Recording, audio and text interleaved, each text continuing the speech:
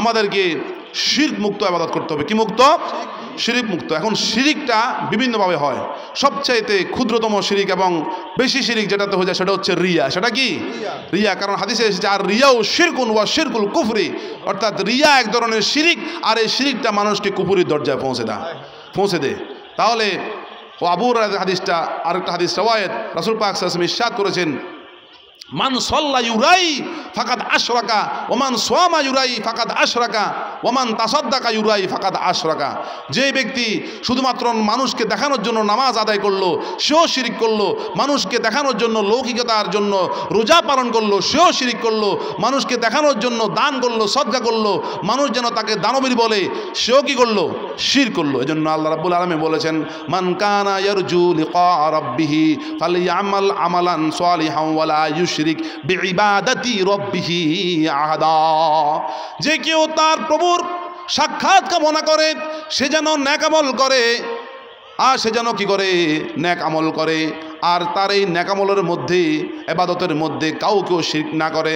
বোঝা গেল মানুষকে দেখানোর জন্য আপনি যেটা আল্লাহকে দেখানোর জন্য করবেন, আল্লাহর সন্তুষ্টির জন্য করবেন, কিন্তু আপনি যদি মানুষের বাহাবা পাওয়ার জন্য, মানুষ থেকে প্রশংসা পাওয়ার জন্য, মানুষের খুশির জন্য করেন, লৌকিকতার জন্য করেন, ওই ইবাদতটা আর আল্লাহমুখী হবে না, এটা গায়রুল্লাহমুখী হয়ে যাবে। এটা মানুষের সন্তুষ্টির জন্য সেটা আদায় করেছেন, মানুষ থেকে আপনি বাহাবা পেয়েছেন। এজন্য কিয়ামতের ময়দানে অনেক নামাজির নামাজকে আল্লাহ তার মুখের উপরে ছুড়ে মারবেন। কিয়ামতের ময়দানে অনেক হাজী সাহেবের হজকে আল্লাহ রাব্বুল আলামিন মুখের উপরে ছুড়ে মারবেন, অনেক রোজাদারের রোজাকে আল্লাহ রাব্বুল আলামিন মুখের উপরে ছুড়ে মারবেন, অনেক দান সদকাকারী দানবীর ব্যক্তির দান সদকাকে আল্লাহ মুখের উপরে ছুড়ে মারবেন। নাউজুবিল্লাহ মিন জালিক। এজন্য আমরা যা কিছু করব কার জন্য করব? আল্লাহর জন্য করব। যার কারণে আল্লাহ রাব্বুল আলামিন বলেছেন, কুল, হে নবী আপনি বলুন, ইন্না সলাতি, নিশ্চয় আমার যাবতীয় নামাজ, আমার জীবনের নামাজ, ওয়া নুসুকি, আমার যাবতীয় ত্যাগ স্বীকার করা, যাবতীয় কোরবানি, ওয়া হায়াতি, আমার বেঁচে থাকা, ওয়া মামাতি, আমার মৃত্যু হয়ে যাওয়া, লিল্লাহি রাব্বিল আলামিন, সব কিছু হচ্ছে আল্লাহর জন্য, যিনি সমগ্র বিশ্বের প্রতিপালক। তাহলে আমরা যা কিছু করব কার জন্য করব? আল্লাহর জন্য করব। আল্লাহকে আপনি দেখতেছেন বা আল্লাহ আপনাকে দেখতেছে, এই বিশ্বাস অন্তরের মধ্যে রাখার নাম হচ্ছে ইহসান। এটার নাম হচ্ছে কি? ইহসান। যার ভিতরে ইসলাম আছে তাকে বলে মুসলিম, যার ভিতরে ইসলাম আছে তাকে কি বলে? মুসলিম। যার ভিতরে ঈমান আছে তাকে বলে মুমিন, আর যার ভিতরে ইহসান আছে তাকে বলা হয় মুহসিন। হাদিসে জিবরিলের ভিতরে, বুখারী শরীফ, মুসলিম শরীফ খুলে দেখেন, মিশকাত শরীফ খুলে দেখেন, জিবরাইল আলাইহিস সালাম যখন মানব স্রোতে এসে ইসলাম সম্পর্কে জানতে চেয়েছেন, রাসূল পাক সাল্লাল্লাহু আলাইহি ওয়াসাল্লাম তাকে ইসলাম সম্পর্কে জানালেন, ঈমান সম্পর্কে জানতে চেয়েছেন, ঈমান সম্পর্কে জানালেন। এরপরে জিবরাইল আলাইহিস সালাম বললেন, ফাআখবিরনি আনিল ইহসান, ইয়া রাসূলুল্লাহ আপনি আমাকে ইহসান সম্পর্কে বলুন। এরপর রাসূল পাক সাল্লাল্লাহু আলাইহি ওয়াসাল্লাম বললেন, আনতা আবুদাল্লাহা কাআন্নাকা তারাহু ফাইন লাম তাকুন তারাহু ফাইন্নাহু ইয়ারাক। তুমি এমনভাবে ইবাদত করবে, এমনভাবে আল্লাহর বান্দেগি করবে যেন তুমি আল্লাহকে দেখতেছ। আর যদি তোমার অন্তর মধ্যে ওই বিশ্বাসটা না আসে, ওই বিষয়টা অন্তর মধ্যে না আসে যে আল্লাহ, আমি আল্লাহকে দেখতেছি, এটা যদি অন্তর মধ্যে না আসে, অন্তত এই বিশ্বাস রাখবে যে আল্লাহ তোমাকে দেখতেছে। আল্লাহ আমাকে কি? আল্লাহ যে আমাদেরকে দেখতেছে, এটা কি কেউ অবিশ্বাস করতে পারবে? আলাম ইয়ালাম বিআন্নাল্লাহা ইয়ারা। আল্লাহ রাব্বুল আলামিন কোরআন আয়াতে বলতেছেন নাজিল করে যে সে কি জানে না আল্লাহ দেখেন, আল্লাহ সব কিছু কি দেখেন। আল্লাহু আলিম সামিউল বাসীর। আল্লাহ রাব্বুল আলামিন অনেক শুনেন এবং অনেক বেশি দেখেন। তাহলে যারা আল্লাহকে, যে আল্লাহ আমার দিকে তাকিয়ে আছেন, এই বিশ্বাসটা নিয়ে চলাফেরা করবে, তাদের অন্তর মধ্যে আল্লাহর ভয় থাকবে। আল্লাহর কি থাকবে?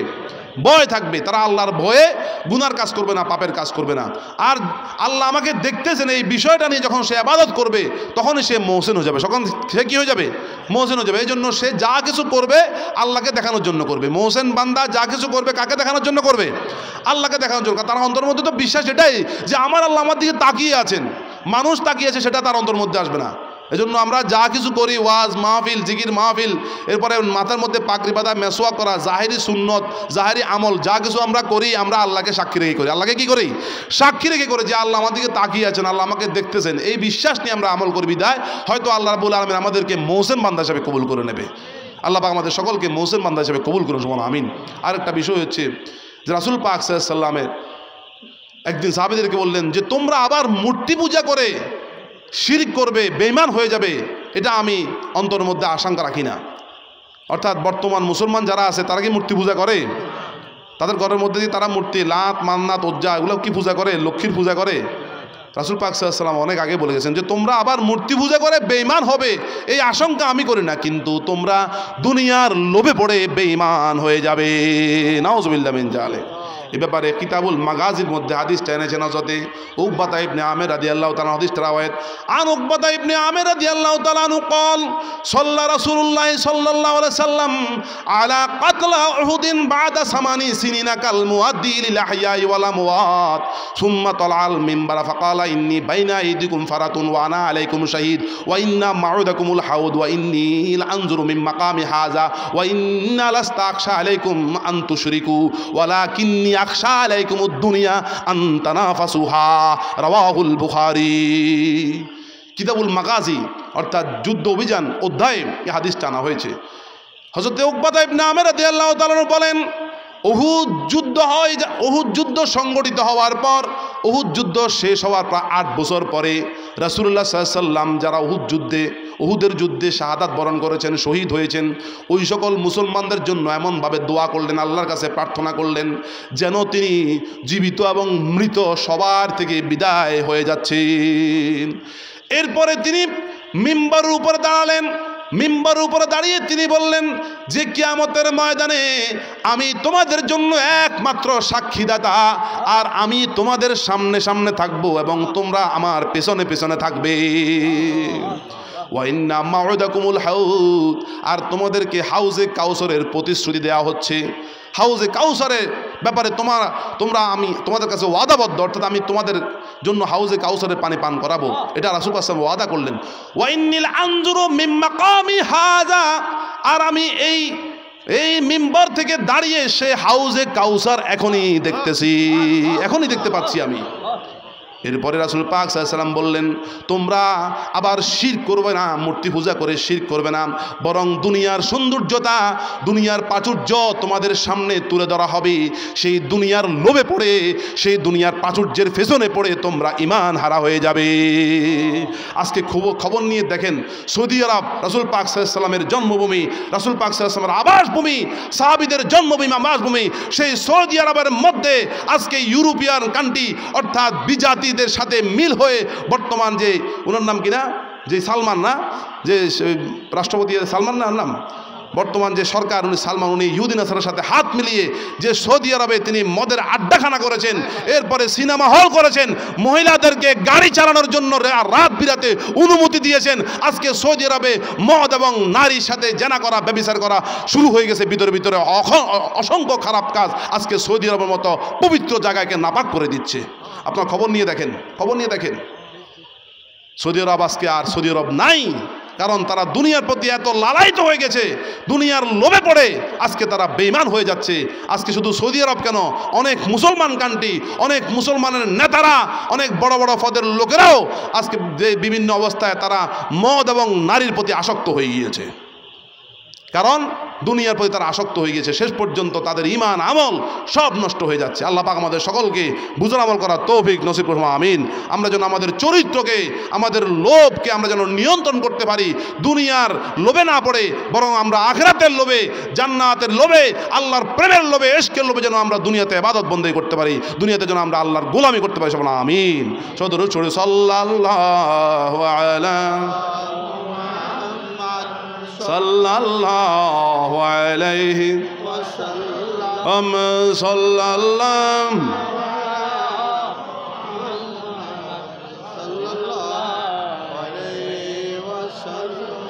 আল্লাহ রাব্বুল আলামিন তার পবিত্র কালাম মজিদে ঘোষণা দেন, ইন্নাল্লাযীনা তাকাউ ইযা মাসসাহুম তায়ফুম মিনাশ শাইতানি তাযাক্কারু ফাইযা হুম মুবসিরুন। নিশ্চয় খোদাবিরু যারা আল্লাহকে ভয় করে, তাদেরকে যদি কোনো শয়তানের দল স্পর্শ করে, শয়তানের দল কুমন্ত্রণা দেয়, ওই অবস্থায় তারা আল্লাহর জিকির শুরু করে দেয়, আল্লাহকে স্মরণ করে, আর আল্লাহর জিকিরের বরকতে, আল্লাহর স্মরণের বরকতে তাদের দিব্য দৃষ্টি, অন্তরের দৃষ্টি আল্লাহ খুলে দেয়। তাহলে বোঝা গেল মানুষের চোখের দৃষ্টিও আছে, অন্তরের কি দৃষ্টিও আছে। আমি আপনাদেরকে একটা প্রশ্ন করি, মানুষ দেখে কি দিয়ে? চোখ দিয়ে না কান দিয়ে? আর কথা বলেন, কি দিয়ে? এখন আপনারা স্বপ্ন দেখেন কিনা? কারা কারা স্বপ্ন দেখেন বলেন তো? আল্লাহু আকবার। অনেকে স্বপ্ন দেখেন। আচ্ছা, স্বপ্নে তখন দেখেন, তখন আপনার চোখ কি বন্ধ থাকে না খোলা থাকে? তো আপনি দেখলেন কিভাবে? আপনি কিছুক্ষণ আগে বললেন যা কিছু আমরা দেখি চোখ দিয়ে দেখি, আবার স্বপ্নেও দেখেন, স্বপ্নের মধ্যে কি চোখ খোলা থাকে না বন্ধ থাকে? আল্লাহু আকবার। চোখ বন্ধ থাকে, তাহলে ওই দেখাটা হচ্ছে অন্তরের দেখা। ওই দেখাটা কিসের দেখা? অন্তরের দেখা, কালবের দেখা, রুহের দেখা। রুহানিভাবে যে এভাবে বাতিনিভাবে অপ্রকাশ্যভাবে সেখানে দেখা সাক্ষাৎ হয়। এই রুহানি বাতিনি একটা শিক্ষা রয়েছে, সেটাকে বলা হয় তাসাউফ। সেটাকে কি বলা হয়? তাসাউফ বলা হয়। সেটাকে বলা হয় ইলমে মারিফাত, ইলমে আসরার, ইলমে কলব, ইলমে বাতেন, ফয়জিয়ত, বরকত। এই সমস্ত ইলম যে শরীয়তের পাশাপাশি যার ভিতরে ইলমে মারিফাত থাকবে, শরীয়ত জাহেরি, শরীয়ত ইলমে জাহেরের পাশাপাশি ইলমে বাতেন থাকবে, ওই ব্যক্তিকে আল্লাহ রাব্বুল আলামিন ওই আলেমকে মুহাক্কিক আলেম হিসেবে কবুল করে নেবে। সবাই চক্ষু বন্ধ করি, বাম স্তনে 2 আঙ্গুল সে কাল। আল্লাহ পাকের বান্দাগণ হাদিসের মধ্যে এসেছে, যখন বান্দা একটা গুনাহ করে তার কালবের মধ্যে দিলের ভিতরে একটা দাগ পড়ে যায়। 2টা গুনাহ করলে 2টা দাগ পড়ে যায়, 100টা গুনাহ করলে 100টা দাগ পড়ে যায়। আর ওই বান্দা গুনাহগার বান্দা বান্দি যদি আল্লাহ রাব্বুল আলামিনের জিকির করে, এক ধ্যানে এক খেয়ালে আল্লাহর জিকির করে, আল্লাহকে ডাকে, তাসবিহ তাহলিল আদায় করে, আল্লাহকে ডাকার বরকতে, জিকির করার বরকতে, তাসবিহ তাহলিল আদায় করার বরকতে আল্লাহ রাব্বুল আলামিন তার অন্তরের গুনার কালো দাগগুলো ধুয়ে মুছে পরিষ্কার করে দেন। সবাই চক্ষু বন্ধ করি, বাম স্তনে 2 আঙ্গুল সে কালবের দিকে ধ্যান করে নিয়ত করি, আমি আমার কালবের তরফ মুতাওয়াজ্জিহ আছি। আমার কালব আল্লাহ পাকের আরশ আজিম তরফ মুতাওয়াজ্জিহ আছে। আল্লাহ পাকের আরশ আজিম হইতে কাদরি ও চিশতিয়া তরিকার নিসবত অনুযায়ী নাফিস বা জিকিরের ফয়েজ আমার কালবে প্রদান করুন ইয়া আল্লাহ। বিসমিল্লাহির রহমানির রহিম। লা ইলাহা ইল্লাল্লাহ, লা ইলাহা ইল্লাল্লাহ, লা ইলাহা ইল্লাল্লাহ, লা ইলাহা ইল্লাল্লাহ, লা ইলাহা ইল্লাল্লাহ, লা ইলাহা ইল্লাল্লাহ, লা ইলাহা ইল্লাল্লাহ, লা ইলাহা ইল্লাল্লাহ, লা ইলাহা ইল্লাল্লাহ, লা ইলাহা ইল্লাল্লাহ, লা ইলাহা ইল্লাল্লাহ,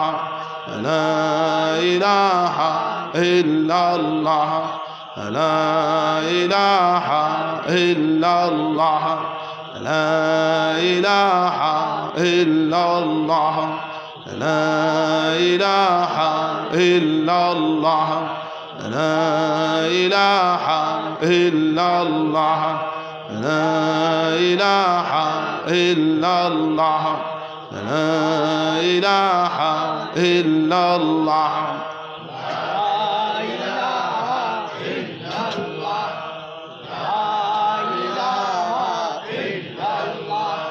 লা ইলাহা ইল্লাল্লাহ মুহাম্মাদুর রাসূলুল্লাহ, লা ইলাহা ইল্লাল্লাহ মুহাম্মাদুর রাসূলুল্লাহ, লা ইলাহা ইল্লাল্লাহ মুহাম্মাদুর রাসূলুল্লাহ, আশহাদু আল্লা ইলাহা ইল্লাল্লাহ ওয়াহদাহু লা শারীকা লাহু ওয়া আশহাদু আন্না মুহাম্মাদান আবদুহু ওয়া রাসূলুহু।